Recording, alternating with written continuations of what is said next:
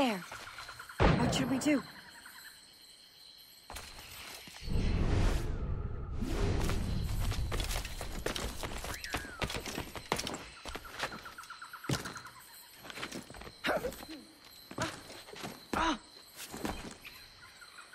Jesus, look at all this. Corpses for miles. They brought every ounce of menace they had.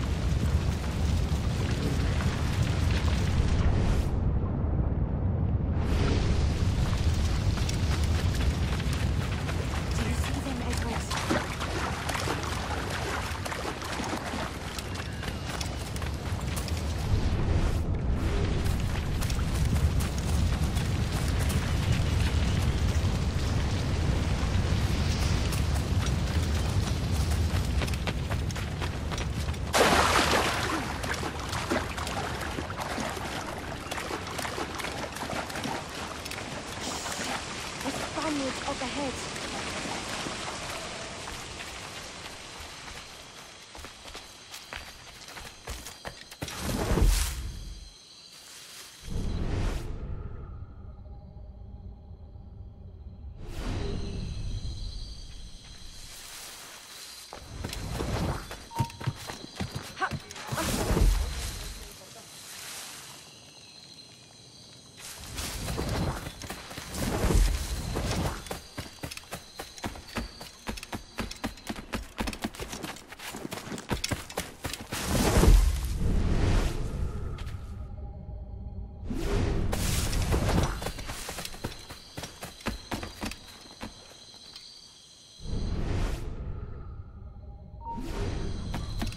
Creo que puedo darle. ¡Puedo abatirlo!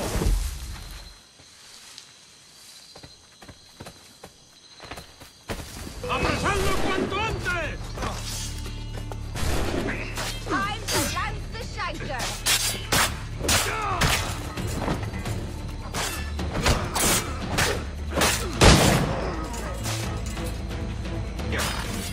¡Está por acá!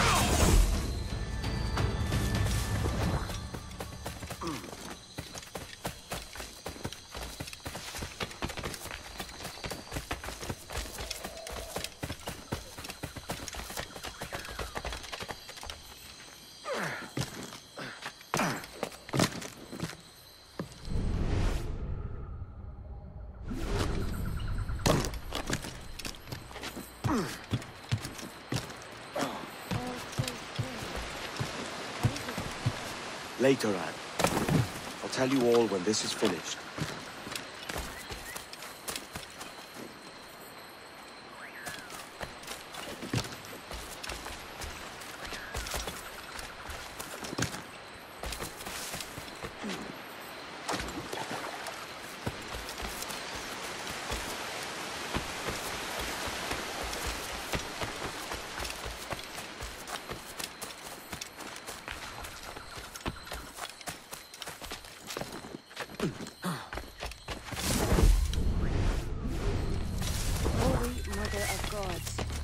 Is this the place we've come to see? Aye. Stand watch here, and let none follow. Fit for another dozen fights, aye.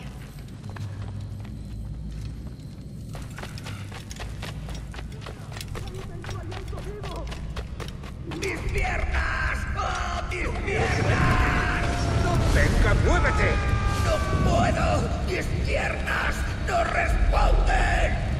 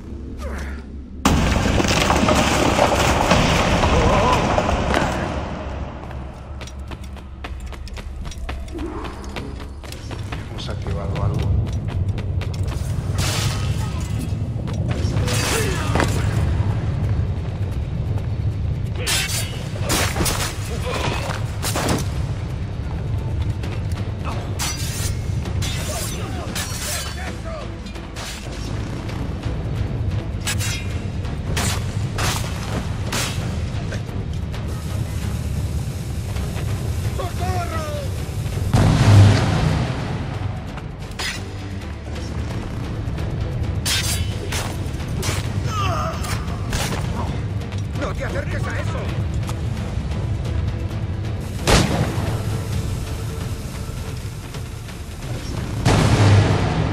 ¡Es mío! ¡Puedo darle! ¡No te escaparás tan fácilmente! ¡Está aquí, matando!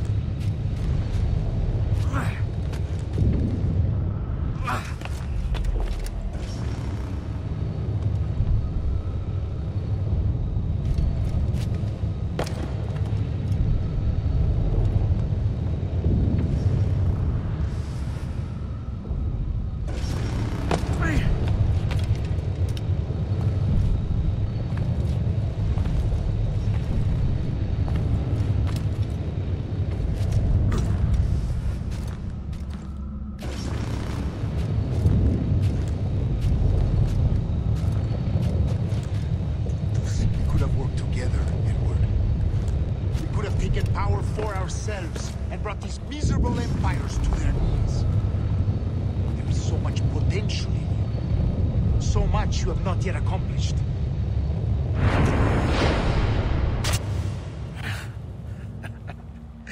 Captain Kenway, ever a splinter in my side.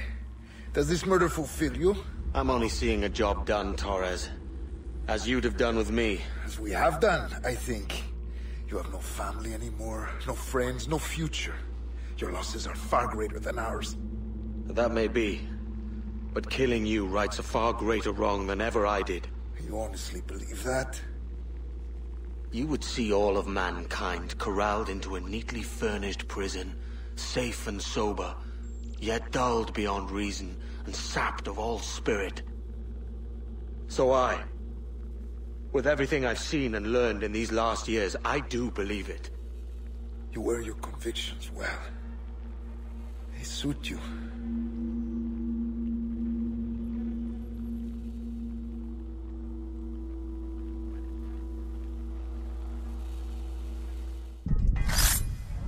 Torres awakened something fierce. Are we safe? With the device returned, I believe so. What do you call this place? Captain Kenway's Folly!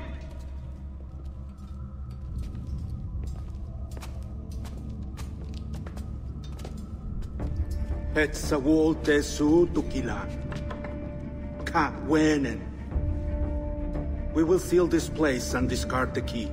Until another sage appears, this door will remain locked. There were vials when I came here last. Filled with the blood of ancient men, Robert said, but they're gone now. Then it's up to us to recover them, before the Templars catch wind of this. You could join us in that cause. I will, but only after I fix what I mangled back home.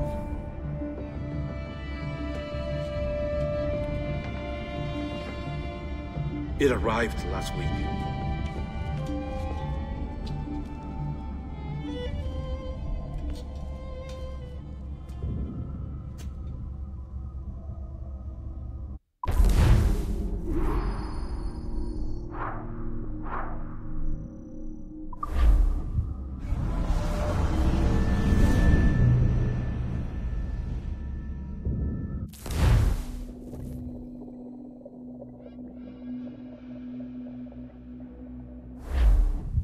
Wakey.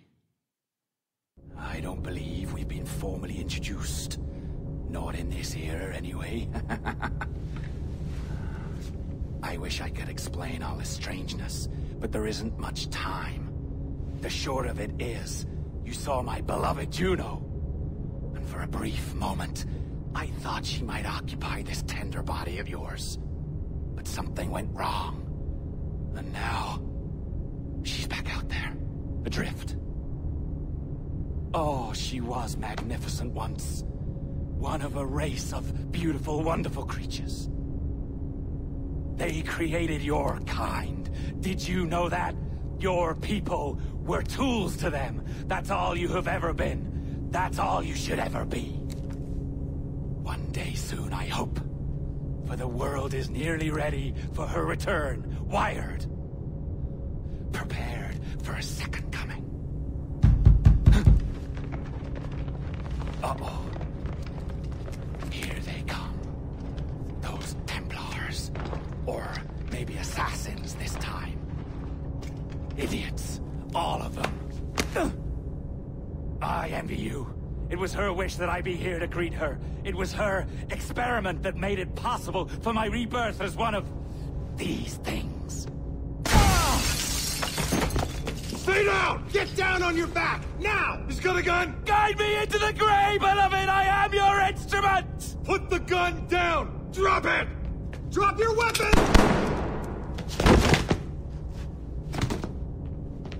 Clear! Clear! Check his vitals. He's bleeding fast. Check the victim. Are you okay? Can you hear me? Hello? Talk to me. You all right?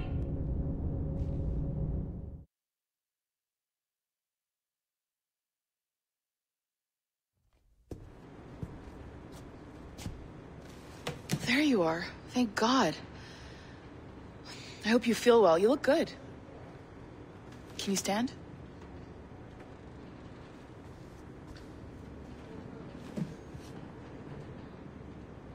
Good. Try walking around.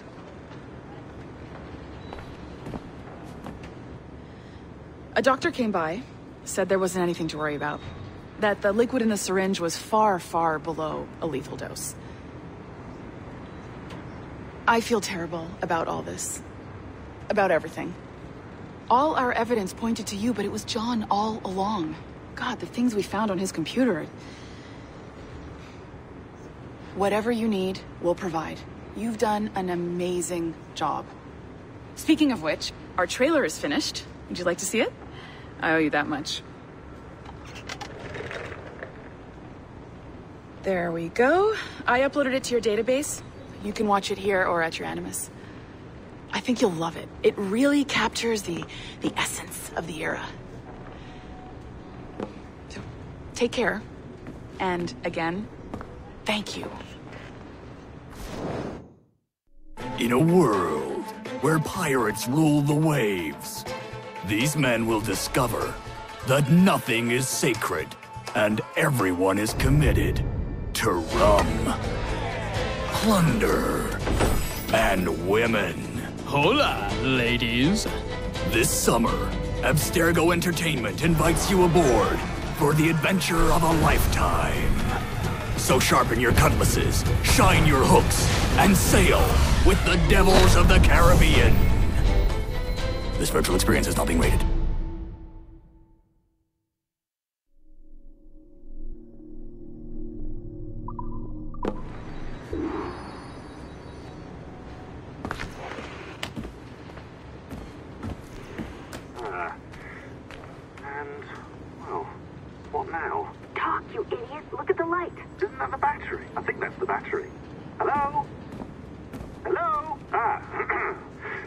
sorry about this.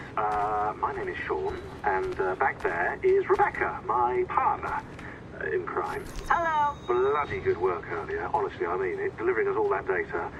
It's really just too bad that our man on the inside was such a, how to put it? Fanatic. Fanatic is the best word, I suppose. We take who we can get. Exactly. Well put. We saw in John an opportunity to burrow deeper into Abstergo's cloud servers, and I'm not ashamed to say we took it.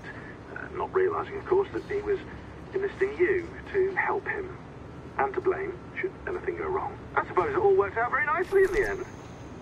Most of it, anyway. What Sean really wants to say is, if you're up for more hacking, we are too. John gave you level 3 security clearance before he died. You should use it. The Assassins don't have the resources to pay you like the Templars do, but we'll make it worth your while. Look, we should really cut it short, Bex. 20 seconds. All right. Good luck. Cheers, mate. And top-notch work. Really top. Give yourself a pat on the back. And happy hacking.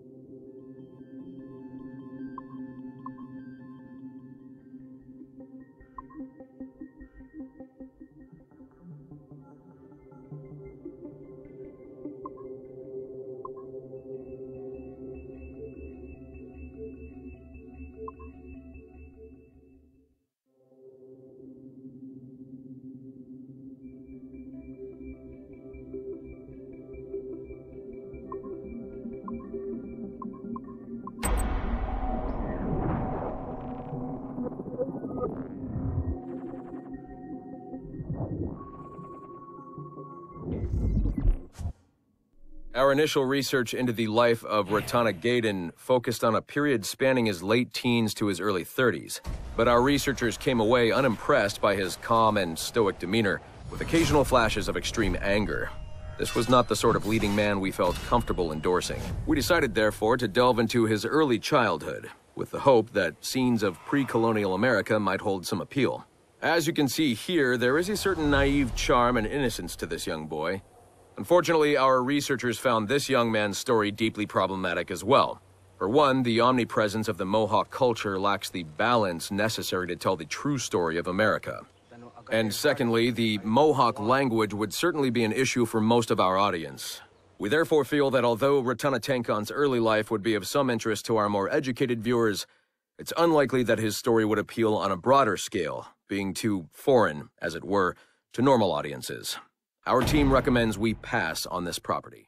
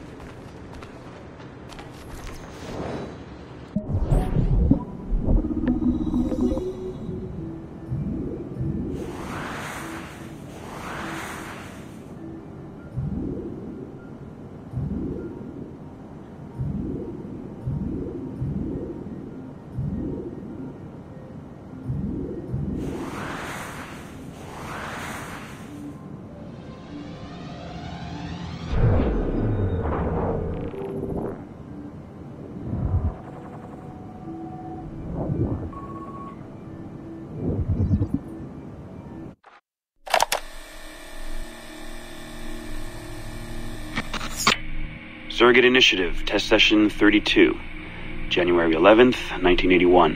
Host Eileen Bach, DNA sample SB1970.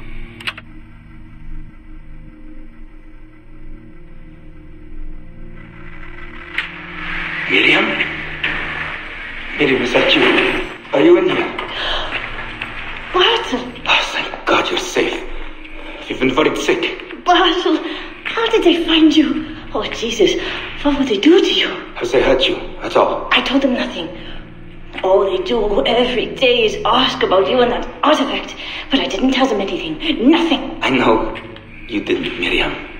But how are you? You aren't hurt? Not badly, no. I'm fine. Good. We need to get the message out to Oscar. Somehow. We need to tell him where... Very interesting footage, Eileen. This is Germany, you said. World War II? Most of the memories I've been able to access come from a period where Miriam was imprisoned by Nazis in Cologne. Miriam. Is she still alive? No, she was my ex-husband's mother. She passed away about 5 years ago. Well, she was spirited. An impressive lady. Definitely. And the man, Bartle. He made reference to an artifact. Any idea what that is? My team is looking into that, but it's not our first priority. We still need... It is now. Really? You must have other recordings of this woman. Are there any other mentions of this artifact I should know about? Half a dozen or so, yes. What's this about? You have questions, I understand that. I don't have answers for you. Not right now, but I do have money. And if you get me those recordings and bring me any other artifact references you find, then I will triple your operating budget for as long as I can. Triple my budget? My God, what is this? 9 a.m. Monday morning, my office. We have a lot to discuss. But Lillian, I don't... Have a good weekend, Mrs. Bach. Fantastic work.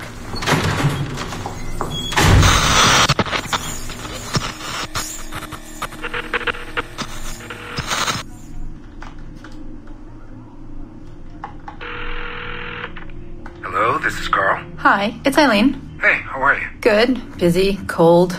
The winter's been terrible. Seamus won't like that. The weather's been mild out here. Well, he's only coming for a month. He'll live. And I'll be so busy he won't have to worry about his mother bothering him. Still working 12-hour days? I should move a bed into my lab. Look, if you're too busy, Seamus can stay with me. No, I want to see him. We'll have fun. You're not too busy to be a mom and a genius. Of course not. His flight lands at 8:15 p.m. tomorrow night. You'll be there? Of course. 8:15 p.m. Let him know you'll be there. Thanks, Carl. I need to run. I'm sorry. Take care. You too.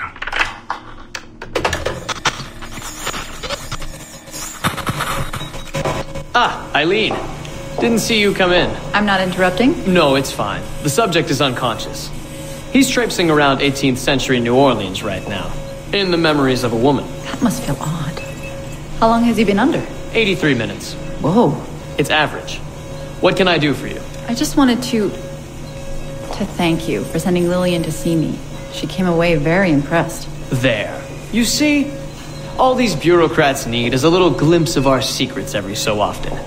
They like to feel like they're still in charge. Lillian is most definitely in charge. She just tripled my budget. Tripled? Christ, Eileen. You must have discovered who killed Kennedy. Well, she heard something on one of my tapes that interested her. Something about an artifact. Very vague, but it was enough. An artifact? What sort of artifact? Jesus, get him out of there! Get him out! Oh my God. It'll kill him! He's not decoupled! He's having a fucking seizure! Power down! Now! Heart rate 170! Power down! Now!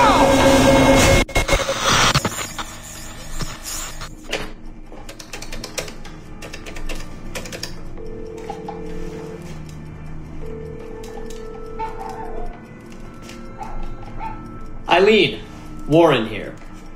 I was all ready to apologize for the late call, but you seem to be away. Maybe with your son. Listen. Since the unfortunate incident with Subject 1, there's been a lot of dire talk around the office about my Animus project. About shutting it down. About it being unsafe. Typical top brass bullshit. And if they shut me down, then your surrogate initiative goes away too. I'm sure you're already well aware of that. Well, let me be the first to reassure you. This will not happen. I will not let them take this from me. From us. I will not let one death of an undiagnosed epileptic, I should add. I will not let this destroy the decades of incredible research done by our predecessors. And the 5 years I've spent perfecting the Animus. there's still more work to be done, and countless rewards to be reaped. So I wanted you to be the first to know. I have decided to volunteer myself as my second subject. I am convinced that the Animus is perfectly safe, provided I stay within the boundaries of my own ancestral bloodline. Next week I plan to prove this by staying a full 4 hours in the Animus. I would be grateful if you and your team would monitor my progress. And after this necessary but ridiculous proof of concept, I give you my word that I will work closely with you to solve your outstanding problems. Your surrogate initiative is a bold idea, and I do believe it is the future of the Animus Project. But while we have the Animus itself, I do not want to waste precious opportunities to prove its safety. I'll see you in the office on Monday. Goodbye.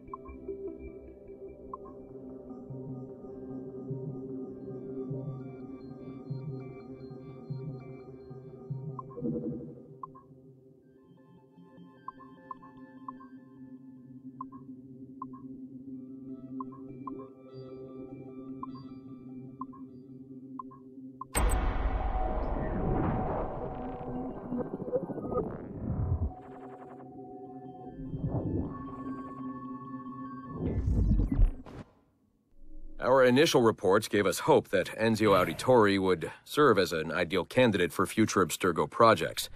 His charisma, sexual magnetism, and wry humor gave him all the qualities of a leading man. However, his corruption by the Assassin Order robbed him of these qualities as he fell deeper and deeper into a spiral of revenge. Enzio was frequently known to articulate a passive acceptance of evil. He was also a man of ugly contradictions, one who preached free thought, yet traveled well beyond his home country to proselytize his corrupted creed, just as he's doing here with this impressionable Chinese girl. Notice, too, that in his gestures and bearing there is still something of the old lecher in him. Enzio's entire personality is built around pure demagoguery, claiming his philosophy is about love when violence and coercion are his primary means of tackling problems. We have therefore come to the conclusion that Enzio Auditore da Firenze would be a risky character to develop.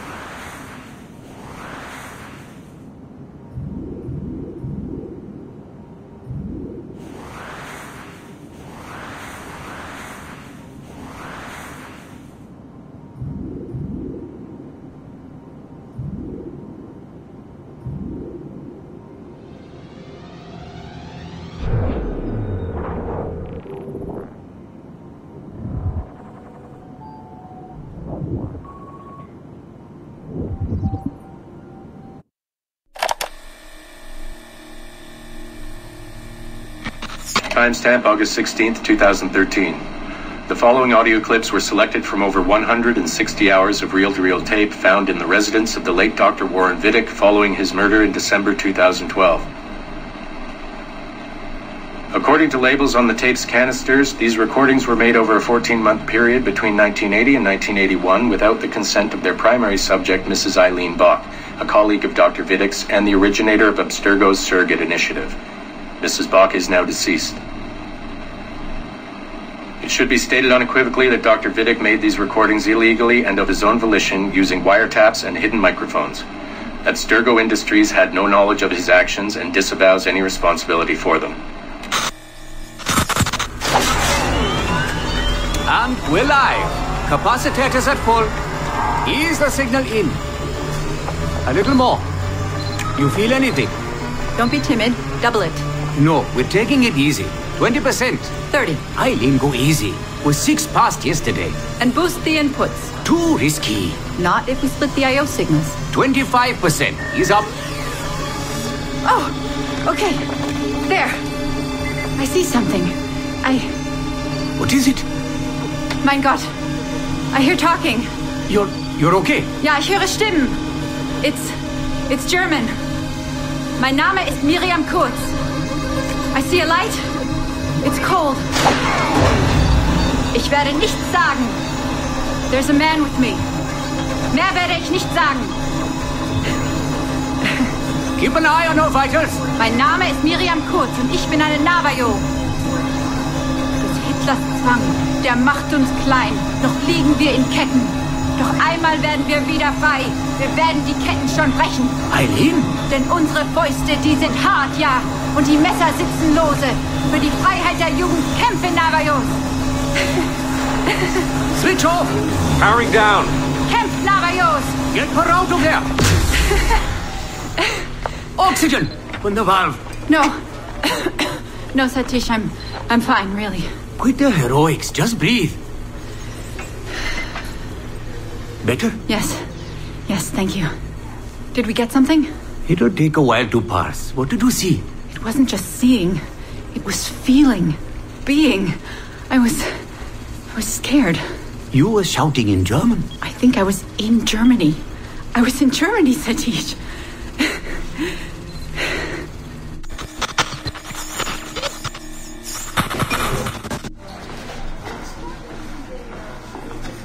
Good morning. Well rested? Exhausted. Yesterday was an incredible find. Seems so. What did it feel like? It's foggy, but I relived the memories of a young German woman. Early 20s, I think. A man was interrogating me, looming over me and asking questions. He was shouting, but I was shouting back. And then this poem just came out, like a chant. Fascinating. I'm eager for you to hear the tape. Is it ready? Yes, we transliterated the data onto an audio file. It took all night to process the language. Spool it up. Of course. Have a seat.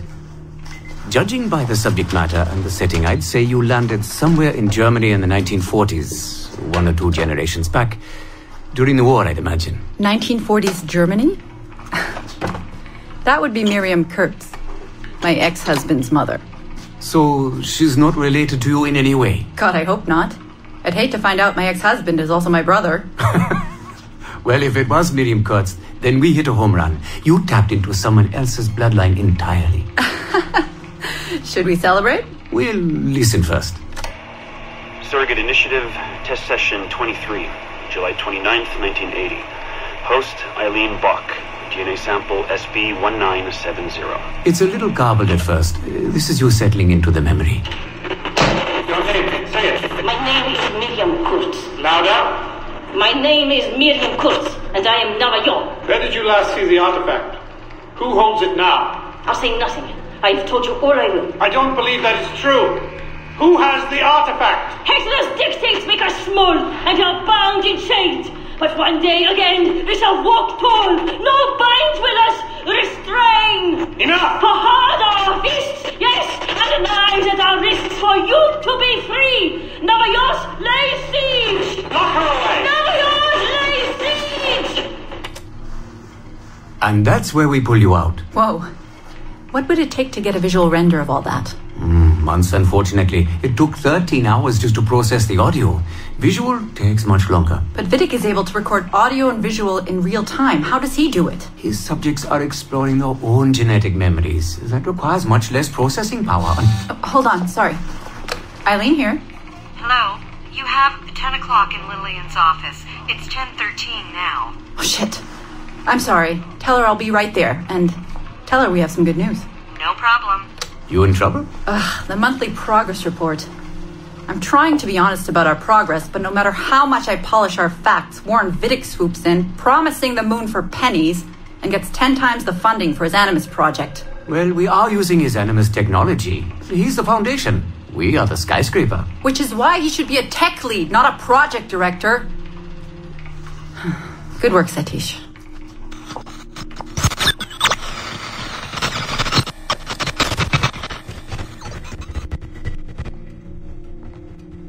It's incredible footage, really. Clear and vivid. And the subject was synced for a full 62 minutes. Came out speaking French after his last session. Passably fluent. And with full recall of everything he'd gone through. Sorry I'm late. I was reviewing some data. It's fine. Warren was just telling me about his first subject. Mr. No names. Call him Subject 1. Confidentiality. And how about you, Eileen? What's your good news? Well, we did it. We synced with an unembedded memory outside the bloodline. That's a first. Really? Satish was able to process the audio today. A short clip. You can hear it for yourself. Only audio? No real-time memory feeds like Vidic has? Well, that's the difficulty with surrogate genetic memory data.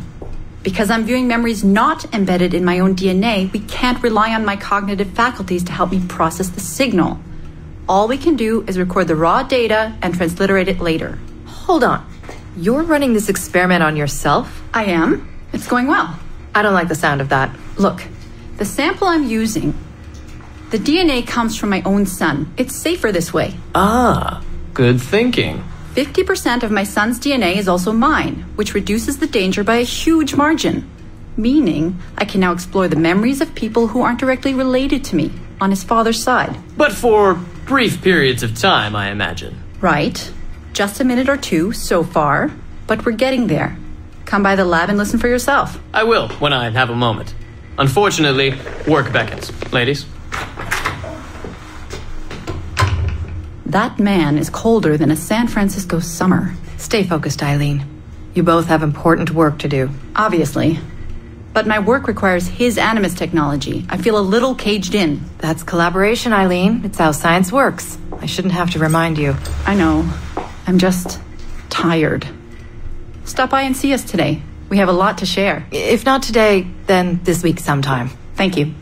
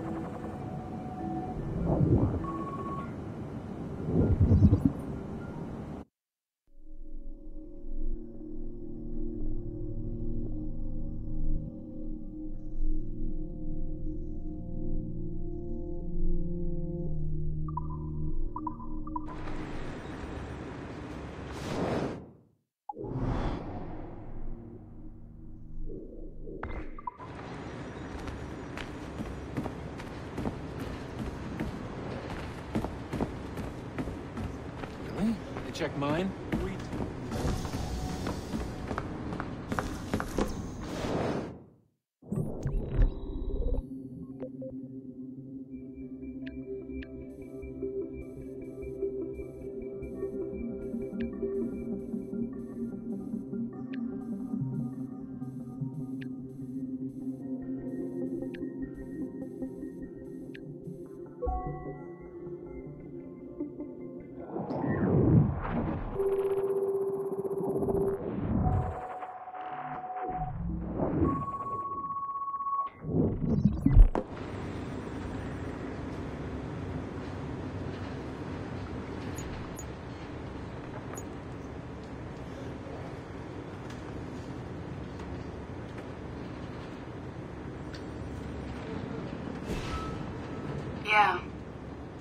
Yeah.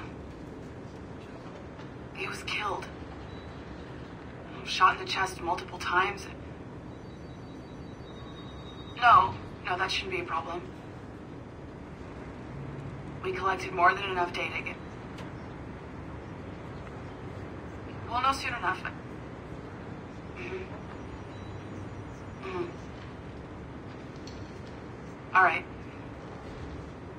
All right, I can send you the results as soon as possible. Okay. Any word on Olivier? Damn it. God, I'm worried sick. Yeah. All right. Thanks, Letitia. Bye.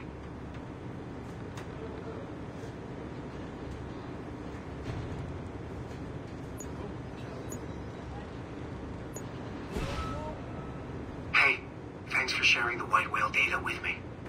I was able to track it down myself. No problem, man. It's amazing, right? Yeah, I tracked it down as soon as I saw your message. Followed it for a while. Couldn't catch it, though. C'est absolument hors de question. What's with all these security notices I'm seeing lately? Just the standard message we use on occasion. Nothing to worry about. We've just had some issues around the office lately. Like server security issues? Because these notices seem pretty severe. Like draconian, actually. No, it's nothing to worry about, really. Walk with me and I'll explain. You didn't hear? What happened? He disappeared. Salut! Pierre handed in his notice this morning. This new security measure is freaking people out. They won't let him go. It's part of our contract. Having ultra-high security clearance means you have to go through a whole debriefing process. It takes months. Really? I had no idea. Read the fine print, man. Working for Abstergo has its benefits, but there's some drawbacks, too. Big ones.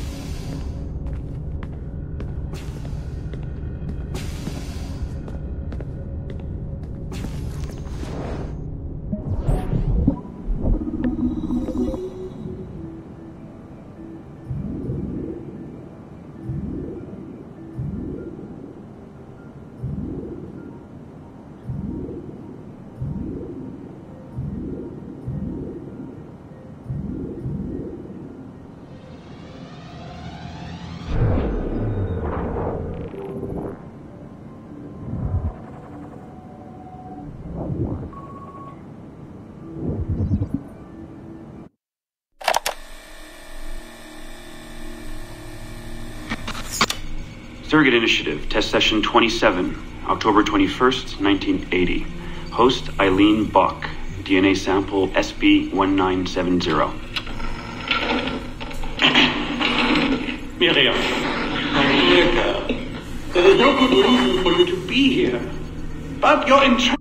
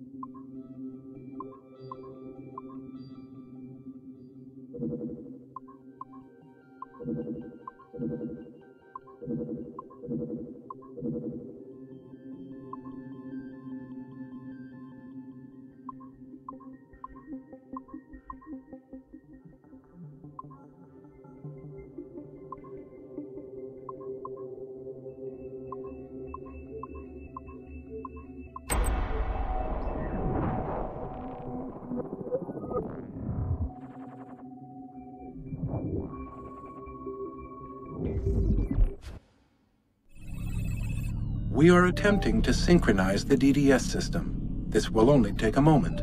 We are almost there. The DDS is now in sync. Thank you for your patience.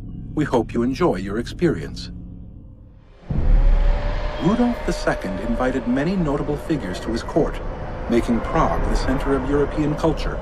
Among them were Englishman Edward Kelly and his stepdaughter, Elizabeth Jane Weston. Observe her and report any alleged collusion.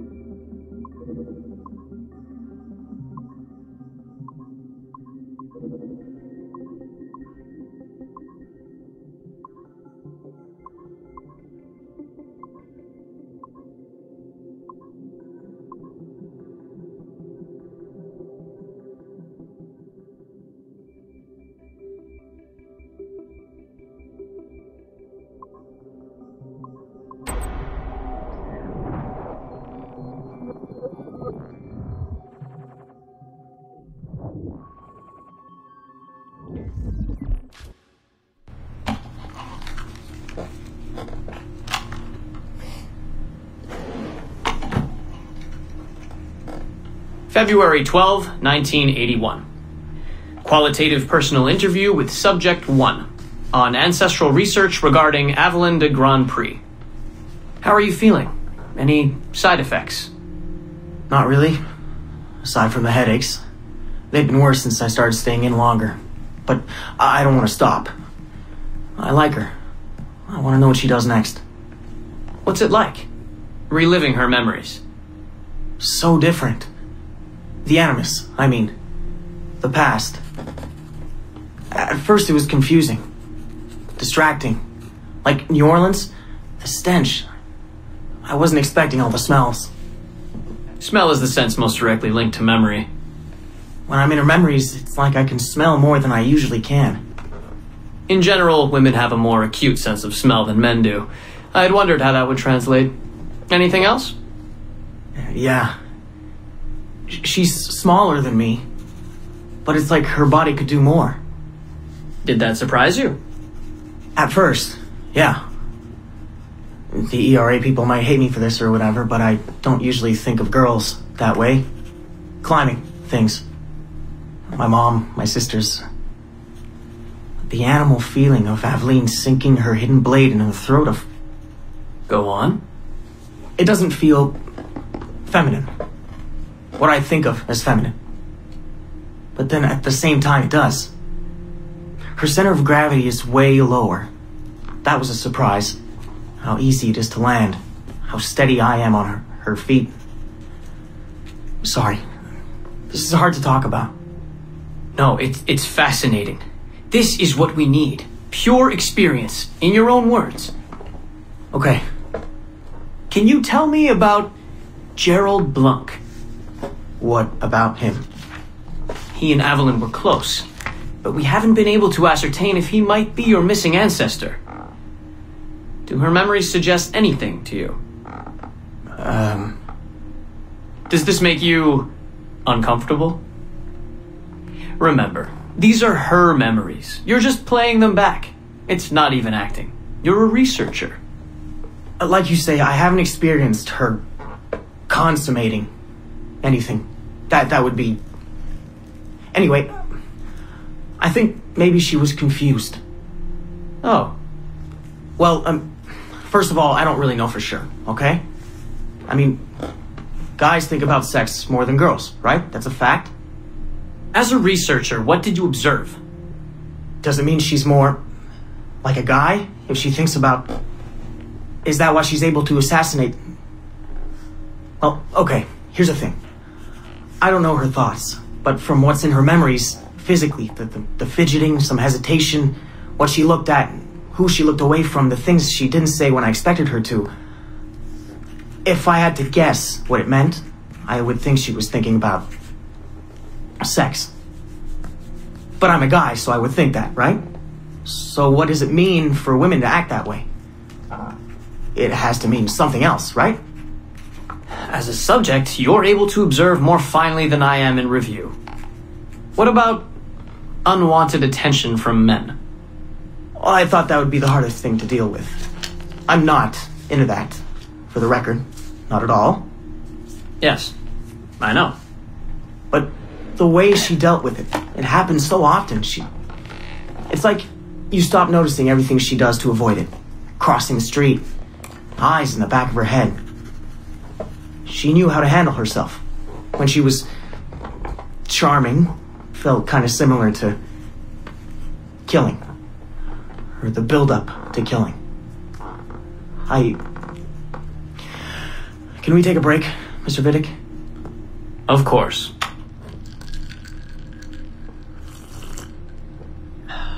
Ready to go on? Yes. Evelyn was black. And white.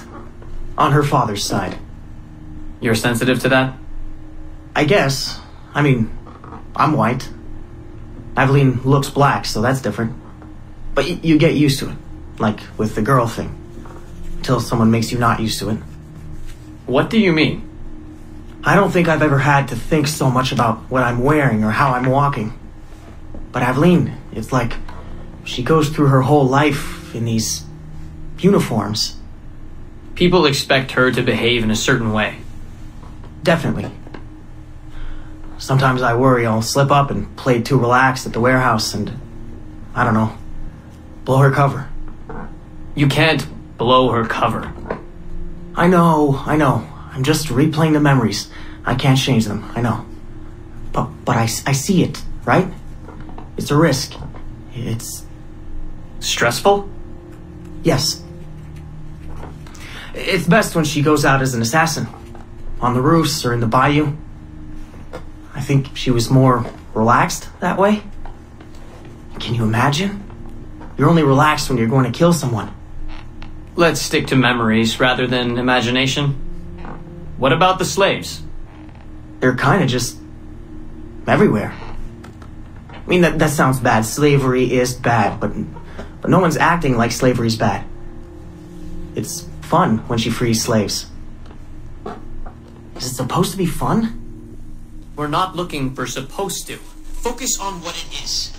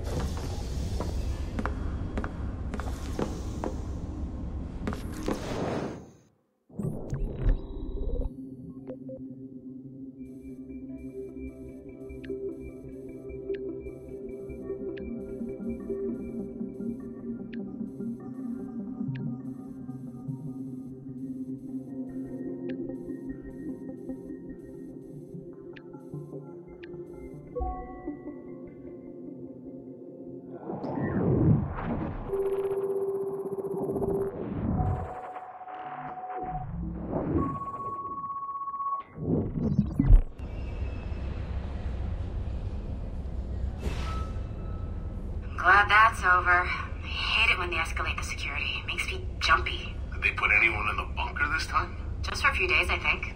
Sucks, but I suppose it's necessary. We deal with some really sensitive data. Classified shit, yeah. I don't know how I feel about it, but it's in our contract, so... And they pay out bonuses, too. Inconvenience pay, they call it. Really? That's actually kind of nice.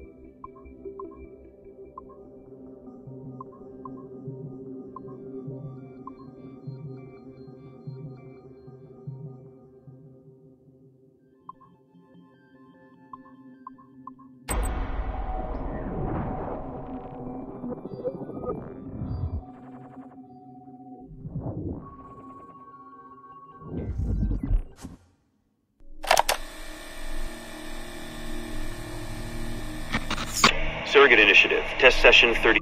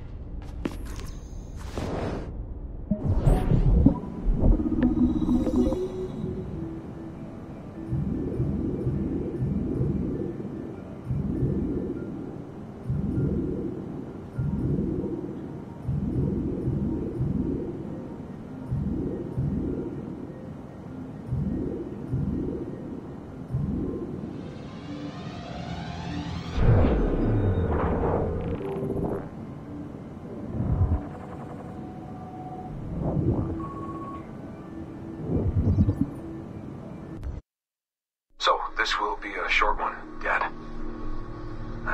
Something to remember me by if things go south. If I don't make it out of the temple today. I've tried to be optimistic about all this, but I just can't.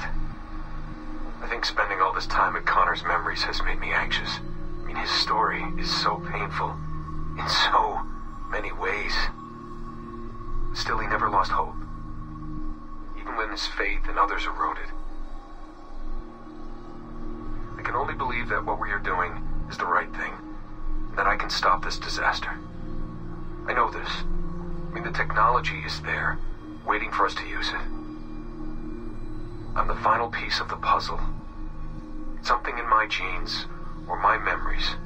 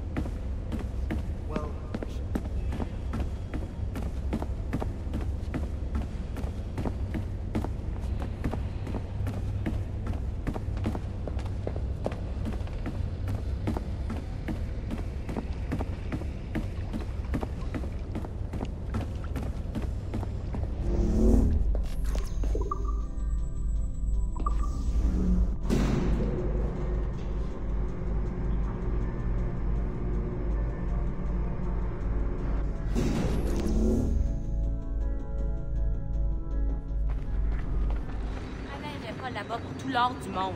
Mais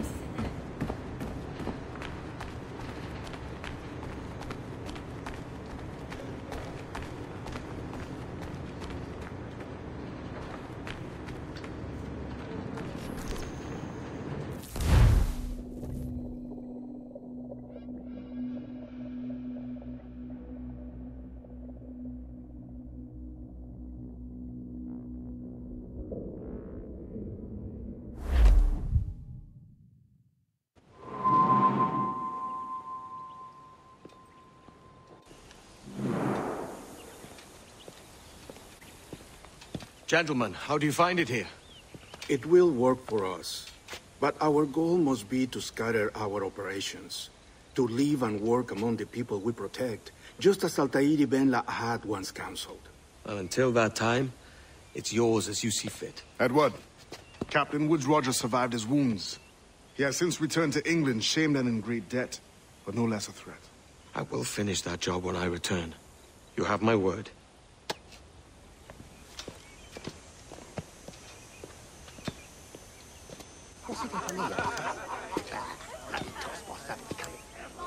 Evening, Anne.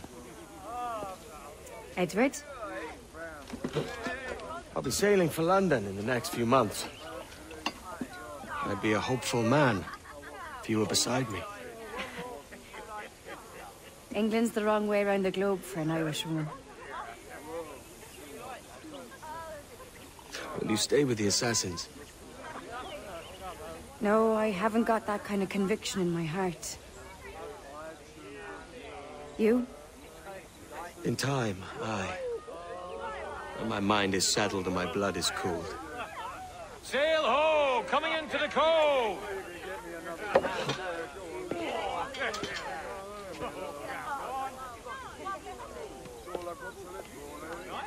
You're a good man, Edward. And if you learn to keep settled in one place for more than a week, you'll make a fine father too.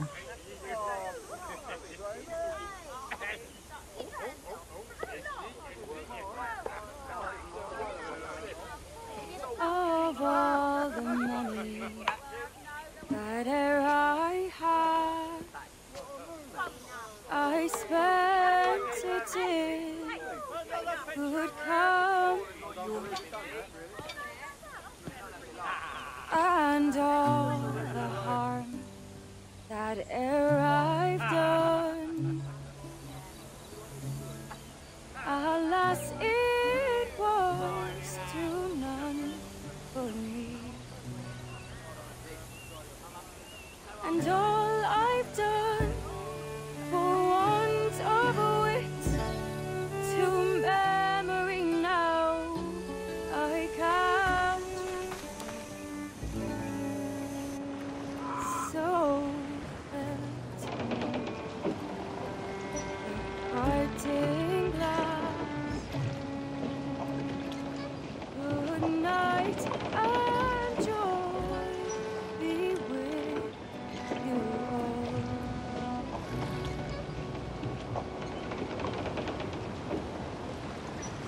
Oh, ere I had their sorry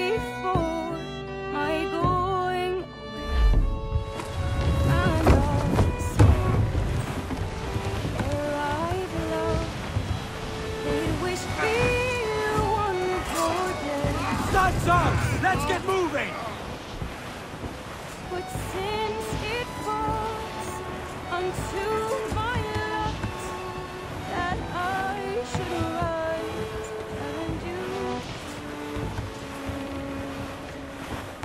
I'll gently, softly call. Good night and joy be with you all. Good night and joy be with you all.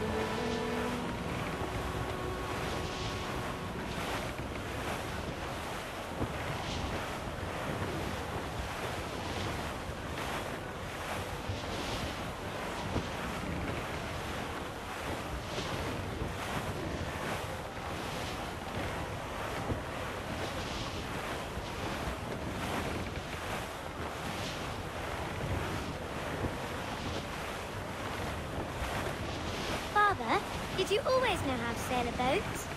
The Jackdaw is a ship, Jenny, not a boat. But did you always know? No. No, I learned after leaving Bristol. After you left Mother? Well, I didn't leave without saying goodbye, that is. It was an arrangement, you see, between your mother and me. She said you left her. She said you always talked about sailing a boat and making money in the New World. I did always want to sail a ship. That's true. But not for a lark. To support us. To take care of her. And you. Not me. Mother said you didn't know about me. She said you wrote only once a year and that she never knew where to find you. That's all true, and I'm sorry for that. If I'd known earlier, I might have come home. I hope that I would have. Well, you were busy. That's what I think. I was, but that wouldn't have mattered. Can I steal your boat? Boat? I see no boat here. Do you? I mean ship, obviously. I don't see the difference anyway. Ah, it's a very simple one, Jenny. A ship can carry a boat, but a boat cannot carry a ship. Why then, everything is a ship. Large and small. But for my toy boat, the one I take into the bath with me. That's a clever way of seeing it.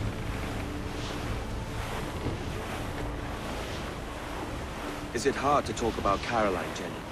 About your mother? No. She passed some years ago. I miss her, but it's all right. Was she in pain? I don't know. I don't think so. She was very happy for quite some time. Then, not so happy. I didn't see her much after that. Then, she was gone. I'm sorry. I'm sorry I wasn't there for you. It's all right. You're here now. And we're on an adventure. Only a little one, I hope. Can't handle too many more surprises. Do you think we'll see a whale? Yes, there's a very good chance. And what about pirates? Will I see pirates? No. Not much chance of that, I think. Oh, that's rather sad. I should have liked to have seen one. Tell you what, Jenny. As soon as these winds die a little, I'll let you steer the Jackdaw. One little trick at the helm before sundown. Yay!